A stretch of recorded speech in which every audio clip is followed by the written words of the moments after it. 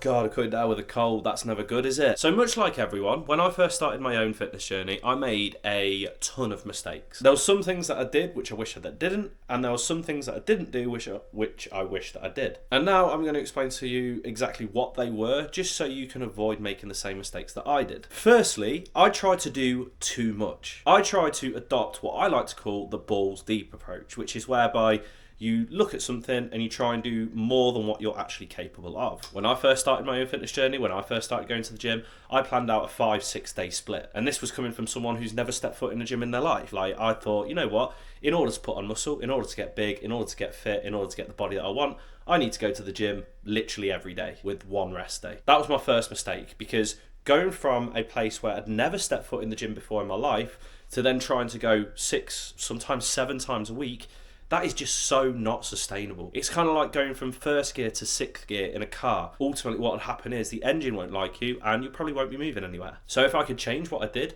I'd instead go back, say to myself, I'm not going to go to the gym 6 times a week every single week for the next few years. Let's instead just go 2 or 3 times, do full body routines, actually get used to going to the gym, and then start progressing it from that point. And it was the same with dieting as well. Like, I wanted to put on weight, I wanted to put on muscle. So I tried to eat 1,500 more calories than what I was eating at that time. And obviously going from not eating enough to then eating a shit ton more, very, very hard to transition to, very, very hard to sustain. And ultimately, that caused me to start yo-yoing both in and outside my fitness journey. The second thing that I wish that I didn't do, which I ultimately did, is I compared myself to other people too much. I started my own fitness journey when Geordie Shore was ripe on telly. Everyone was in the Geordie Shore hype, and a lot of the guys on Geordie Shore, Scotty T for example, not gonna lie, pretty bang in shape. So I compared myself to them. I was thinking, I want to look like him, I want to look like that, and if I go to the gym and continuously do what I need to do, I will eventually look like that. And once I didn't notice results after a couple of months, like I knew that I wasn't looking like Scotty T for example, I thought, I fucked it, I'm going to give up now. And that was ultimately because I compared myself to other people. Now, the thing is, when you compare yourself to other people, you're comparing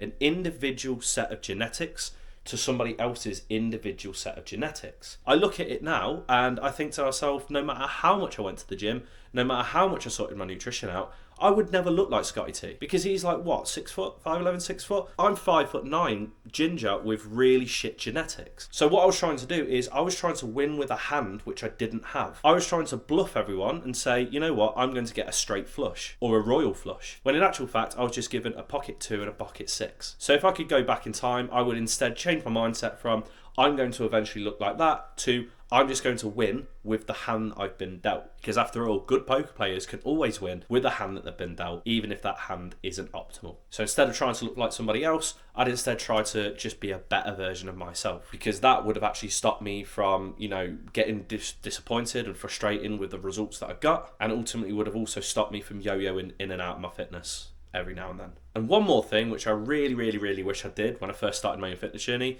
is I wish that I put my ego aside and asked for help. When I first started going to the gym, I was literally in my 3rd year of sport and exercise science at undergrad, and because of that reason, I thought I was Billy Big Bollocks. I thought I knew everything there is to know about fitness, even though deep down now I definitely wasn't. I was actually subject to the Dunning-Kruger effect, which is, in very simple terms, a phenomenon whereby the people who think that they know the most actually aren't that competent and actually don't know much at all until they actually start learning more about what that is that they want to learn about, and then they realise they actually know sweet fuck all. I wish that I actually reached out for help. I wish that I accepted the offer of knowledge from other people when I first started my own fitness journey. Instead, when PTs or coaches come up to me and said, do you mind if I help you out? I basically just was like, nah, you're right, I reckon I've got this. And instead trusted in the Instagram algorithm to give me some help. But I really just wish that I just put my ego aside, asked for help, and if I did, then I probably wouldn't have wasted the first year of my fitness journey doing something that obviously didn't work. So if you do any of these mistakes that I made, if I were you, I would try and stop doing them right now. Because as I said, I wasted my first year, maybe year and a half on my own fitness journey